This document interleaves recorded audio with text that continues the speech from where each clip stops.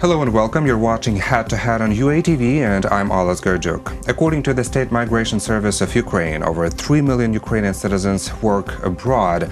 This raises fears that such a scale of labor migration from Ukraine might threaten the country's future economic prosperity. On the other hand, a number of experts claim that the labor migration is rather a positive thing for Ukraine. After all, migrants send the money they earn back to Ukraine, thus supporting national economy. To talk more about the impact of this trend, we welcome to the studio Sergiy Nikolaychuk, Director of the Monetary Policy Department at the National Bank of Ukraine. Hello and thank you for being with us today, Mr. Nikolaychuk. Hello. So, labor migration, is it profitable or costly for Ukraine? Actually, labor migration has so many effects. Some of them are positive, some of them are negative for the Ukrainian economy. Yes. Yeah, and it's very difficult to judge what is the overall effect. Yeah. So if we talk about the positive effects, definitely our FX market enjoys additional revenues from labor migration. For example, what are the figures? So for the last year, for 2017, actually the National Bank of Ukraine estimated the remittances coming from labor migration at the level of $9.3 billion. $9.3 billion. $9.3 billion. Yeah. That's a huge amount of money. That's a huge amount of money for Ukrainian FX market, yes. How does it influence the domestic labor market? Okay, first of all, we observe the deficit of the labor force, and we observe that the Ukrainian companies are forced to raise the wage by with huge pace, and definitely, on the one hand, that pushes the domestic demand coming from the workers. Receiving higher wages, but at the same time, such growth of wages erodes the competitiveness of the Ukrainian companies, and definitely that is the factor which undermines the long-term potential. Well, but does it influence the GDP? I mean, who is the Ukrainian migrant? I suppose that this is probably the working class. Could you describe the portrait of the working migrant, and also how does it influence the GDP? Okay, I would suggest that the remittances coming to Ukraine and growing wages, they boost the consumer demand, and that has the positive impact on the GDP in the short term. But if we talk about the long-term potential, definitely the reasons I described earlier, so the losing competitiveness of the Ukrainian companies and shrinking labor force, that are determinants of the lowering potential of the Ukrainian economy. Well, because according to the Institute of Economics and Forecasting of the National Academy of Sciences of Ukraine, since 2015, the country has been losing about 40 billion hryvnias annually, which is more than $1.5 billion US dollars, due to the external migration of Ukrainians. How could you comment on that?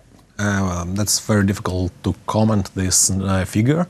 First of all, I don't know what does it mean exactly. Yeah, so what does it mean losing 40 billion hryvnias? Yeah. So well, if it's $1.5 billion US dollars and annually we receive from abroad, how many you said? 9 billion? $9.3 billion last year. So that we But this money can't be equivalent to the investment, because this money is basically money for the home use, right?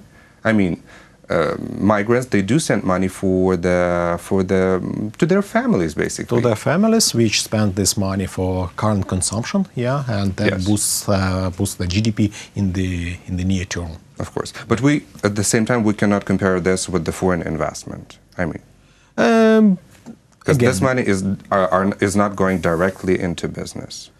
It depends. Actually, our investigation shows that only a small portion of this money comes into the development of the small businesses in Ukraine. Yeah. Okay. Well, since we gained independence, since 1991, could you tell us when was the biggest jump in migration? My suggestion is that the biggest jump occurred during the last 3-4 years. First, as a result of the military conflict, yes, and which pushed internal migration and also external foreign migration of labor force in Ukraine, and also last year when Ukraine received this non-visa regime with the EU, definitely that was also provided some push to labor migration. Mm-hmm. Well, but if we are speaking about nearly 4 million Ukrainians, according to the studies of the Center for Economic Strategy and also the state statistics of Ukraine, are we talking about legal or illegal employment abroad? What is the percentage of legal or illegal? It depends on the country, yeah. If you talk about Poland, for example, so the Polish companies are very eager to provide the legal employment of the Ukrainian citizens. Yeah. If we talk about employment in Western Europe, in Italy, in Portugal, in Spain, so there are many anecdotal evidence that people work there on very different formats. Mm-hmm. But this tendency to seek for money abroad, how long will it be popular? Is there any forecast? What's your opinion? Actually, our opinion is the opinion of the National Bank of Ukraine, so that we will observe this trend with this tendency of increasing number of Ukrainians working abroad for some short period of time. And after that, it will the number of people working on short-term or medium-term basis abroad, so it will remain more or less stable. But at the same time, we don't expect significant intensification of this process for coming years. So you mean that people will not come back home? I mean, they will be coming back home from time to time? Yeah, exactly. I mean, but at the same time, yeah, they will work abroad as before. Yeah. So for now, we do not expect any halt in this kind of tendency of moving out of Ukraine, searching for some job. I don't think that we will see significant changes in the pattern after this change already happened during the last 2-3 years. Okay. Speaking of the current situation, how much do the salaries differ in Ukraine and in the European countries?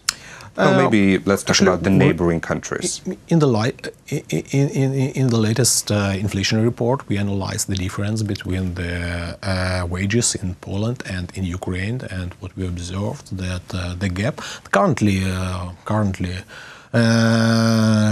the wages in Ukraine in different areas are lower by 4-5 times. Yeah, and we observed that this gap actually it was shrinking during the last 3 years. Yeah, after the stabilization of the macroeconomic situation here, the wages in Ukraine grew with a quite high pace. Yeah, but at the same time, the pay we also observed that the wages in Poland grew also very fast. So Polish economy expands very fast, and also. So we are running after them, and they are running faster. Actually, during the last year, yes, yeah. So, and that was also the factor which stimulated the growth of wages in Ukraine with a high pace. Well, what changes do we need here in Ukraine to motivate people to settle down here? I think we should first talk about the institutional transformation of the economy, yeah, and about the creation of the favorable business climate in order to establish. What does this mean for the regular Ukrainian? It means the reforms directed to establish the judicial system, reforms directed to fighting corruption and so on, in order to inquire foreign investments and also to push the domestic investments here, in order to create the competitive enterprises which will be able to pay the competitive wages here. Well, also also earlier, I do agree with these reasons that you just listed. Just earlier, Bloomberg published the reasons for labor migration of Ukrainians, and it listed low wages, long conflict with Russia, well, this is obvious, devaluation and corruption, as you mentioned. Speaking of devaluation, there is a controversial situation on the currency market lately. Since the middle of July, Ukraine experienced an intense increase in dollar and euro currency rate, but the last days the situation is changing, and it seems like the foreign currency is falling. What is happening? How could you explain the situation? Okay, we talk about very short-term volatility. It's very difficult, to explain by fundamental, because every day on the market we can observe different forces influencing demand or supply of foreign currency. If we talk about more medium-term dynamics, I would say that the volatility we observe on the market is more or less okay with us for the National Bank of Ukraine. That is the normal situation when we observe the fluctuations in one and in other directions, and that is actually the policy, the exchange rate, a fixed policy of the central bank to keep floating exchange rate regime. Well, and the very last question, what's your forecast about the currency rate for the fall? The National Bank of Ukraine does not provide any quantitative forecast for the exchange rate. Of course. We have our target for inflation, and all our actions, including the actions on a fixed market, are directed to reach our inflation targets in the medium term. Well, unfortunately, that's all we have time for, but thank you so much for your interesting comments, and thank you for this conversation. Thank you very much. That was Sergiy Nikolaychuk, Director of Monetary Policy Department at the National Bank of Ukraine. Thank you for watching Head to Head. I'm Sergiy Nikolaychuk. Goodbye.